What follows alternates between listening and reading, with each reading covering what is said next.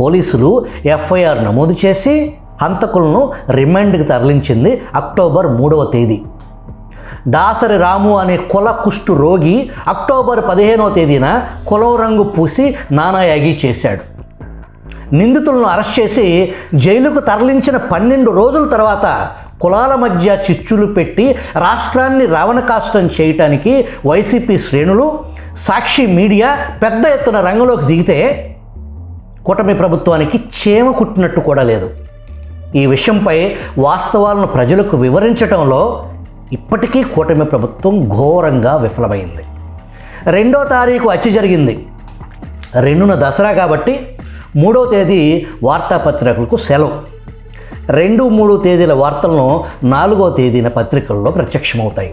ఆంధ్రజ్యోతి పత్రిక 4వ తేదీన నెల్లూరు ఎడిషన్లో పాత కక్షలతో యువకుడి దారుణ హత్య అనే హెడ్డింగ్తో హత్య కథనాన్ని ప్రచురించింది. హత్యకు ముందు ఇద్దరి మధ్య ఆర్థికపరమైన వ్యక్తిగత వివాదాల నడుమ గుడ్లూరు, కందుకూరు పోలీస్ స్టేషన్లో పరస్పరం ఫిర్యాదు కూడా చేసుకున్నారని ఆంధ్రజ్యోతి ప్రచురించింది.